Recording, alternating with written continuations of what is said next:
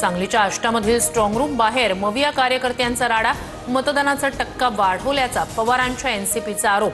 कार्यकर्ते आक्रमक झाल्यानंतर आमदार जयंत पाटीलही घटनास्थळी।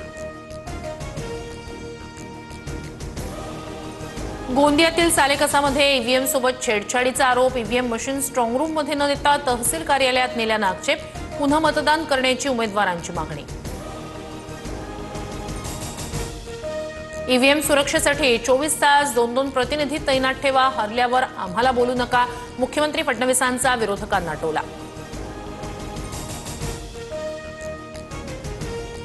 गद्दारांमध्येच आता बाचाबाची सुरू, त्यांचे लोक त्यांच्यावरच धाडी टाकत आहेत। उद्धव ठाकरेंची महायुतीवर टीका।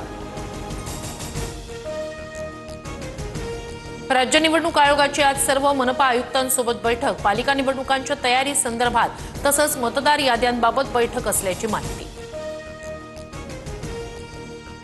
राज ठाकरे संजय राऊत यांच्या भेटीला भांडूपमधील निवासस्थानी दोघांमध्ये सदिच्छा भेट। राज ठाकरेंकडून राऊतांच्या तब्येतीची विचारपूस। पुण्यातील मुंढवा जमीन गैरव्यवहार प्रकरणी धारक शीतल तेजवानीला अखेर अटक। पार्थ पवारांच्या मीडिया कंपनीला तेजवानीकडून बेकायदेशीरपणे जमीन विक्री। मतदाना दिवशीच मुक्ताईनगरमध्ये शिवसेना भाजपमध्ये वाद। आमदारांच्या माध्यमातून सेनेच्या लोकांची गुंडगिरी वाढली। पुराव्यानिशी फडणवीसांकडे आमदार चंद्रकांत पाटील यांची तक्रार करणार। राड्यानंतर रक्षा खडसे आक्रमक।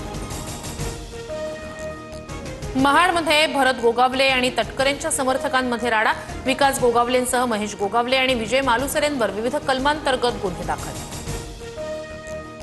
माझ्या मुलानं काय चुकीचं केलं, संजय गायकवाड यांचा विरोधकांना सवाल। तर मतदाना दिवशी बुलढाण्यात गायकवाड यांच्या मुलाकडून दमदाटी, बोगस मतदाराला पळून जाण्यासाठी मदत केल्याचा काँग्रेसचा आरोप।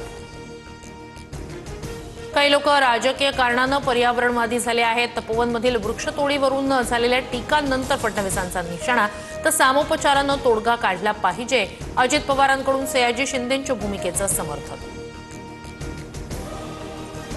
मुंबईच्या प्रारूप मतदार याद्यांवर आतापर्यंत 7452 हरकती। मुदतीच्या शेवटच्या दिवशी 1958 सूचनांची नोंद। अंतिम यादी 10 डिसेंबरला। छत्तीसगडच्या दंतेवाडा जिल्ह्यात मोठी चकमक, 3 पोलीस शहीद, 12 माओवाद्यांना कंठस्नान घालण्यात यश। घटनास्थळावरून मोठ्या प्रमाणावर शस्त्रसाठाही जप्त। महाराष्ट्र पोलिसात 15,631 जागांसाठी बंपर भरती। अर्ज करण्यास 7 डिसेंबरपर्यंत मुदतवाढ। 50,000हून अधिक पगार असणार।